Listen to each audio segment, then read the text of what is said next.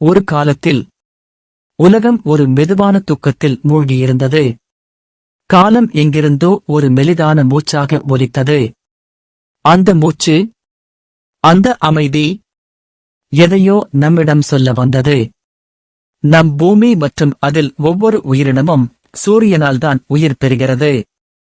ஆனால் ஒரு நாள் சூரியனின் ஒளியும் வெப்பமும் மெதுவாக குறைந்துவிட்டது. அவன் சோர்ந்து விட்டதைப் போல பூமி முழுவதும் நிழல் படர்ந்தது.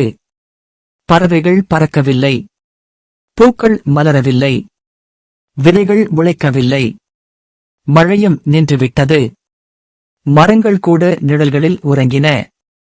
அந்தச் சமயத்தில் ஒரு சிறிய கிராமத்தில் ஒரு சிறுமி இருந்தாள். அவளது பெயர் அனயா. இவள்தான் உலகத்திற்கும் சூரியனுக்கும் இடையே இருப்பவள். இக்கதையில் நாம் அனயாவைப் பற்றி பேசவில்லை, அவளது மனதில் நடந்ததை அல்ல. ஆனால் அவளது மூச்சு, அவளது பயணம், அதை மட்டுமே. அந்தச் சிறுமி சூரியனின் ஒளியை மீண்டும் புகட்டவே 7 நாட்களுக்கு 4 திசைகளுக்கும் பயணம் செய்தாள். ஒவ்வொரு பயணமும் ஒரே ஒரு செயலில் துவங்கியது, அவளது மூச்சில். மலையின் உச்சியில் காற்று விரைந்து பாய்ந்தது. அங்கு இருந்தது காற்றின் ஆவி, தென்றல் போல மென்மையாக. அனயா அந்த உச்சியில் அமர்ந்தாள். அவள் தனது மூச்சை கவனிக்கத் தொடங்கினாள். முதல் முறையாக அவள் உணர்ந்தாள், மூச்சு என்பது எளிதானதல்ல. அது உண்மையில் நமது உயிரின் மொழி. அவள் ஆழமாக மூச்சை இழுத்தாள், மெதுவாக வெளியே விட்டாள். அந்த நிகழ்வால் மலை மேல் ஒரு ஒளிக்கதிர் விழுந்தது. அதுவரை பிரகாசமின்றி மங்கியிருந்த சூரியன் ஒரு சிறிய ஒளிக்கதிரை மீண்டும் வெளிச்சமாக அனுப்பினான். அவள் அதன் பின் ஒரு பழைய தீக்குகையினுள் பயணம் செய்தாள். அங்கு தீயின் ஆன்மா ஒரு வெப்பமான பொன்னிற ஒளியாக தோன்றுகிறது. தீயின் ஆன்மாவை எதிரே வைத்து அவள் அமர்ந்தாள். கண்களை மூடினாள்.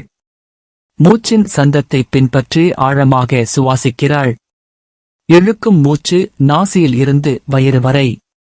வெளியே வரும் மூச்சின் பரவலால் தீ மெதுவாக எழுந்து தீயின் ஆன்மா நடனமாடத் தொடங்கியது. அனயாவின் மூச்சுக்காற்று ஆதவனை அடையும் போது அதில் ஒரு வெப்பம் பரவி, தற்போது சூரியன் சற்றே வெப்பமடைந்தான். நதிக்கரையில் அமைதியான ஒரு இடம்.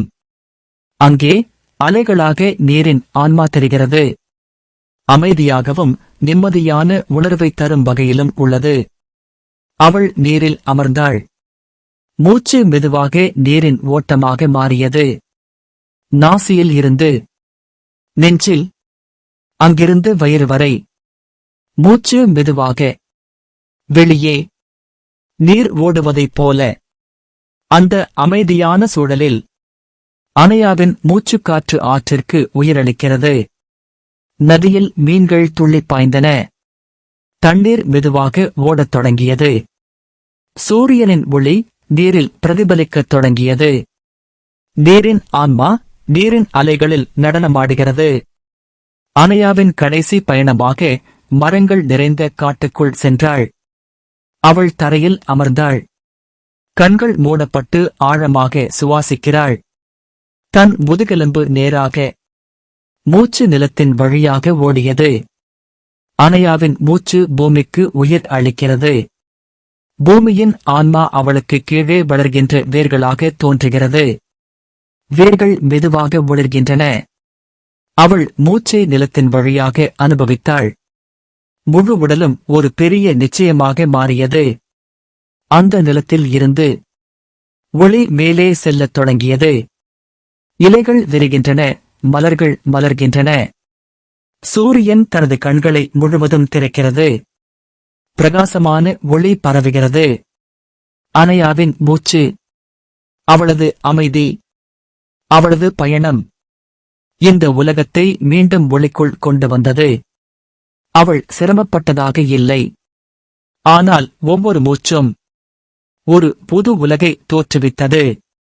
மூச்சு என்பது வெறும் சுவாசமல்ல, அது உயிரின் நடனம், மனத்தின் அமைதி, உடலின் சக்தி. அந்த சிறுமிதான் பூமிக்கு ஒளியை திரும்ப கொண்டு வந்தாள். அவளது மூச்சு ஒளியை மீண்டும் கொடுத்தது. இப்போது நீங்கள் ஒருமுறை மூச்சை மெதுவாக இழுத்து வெளியே விடுங்கள்.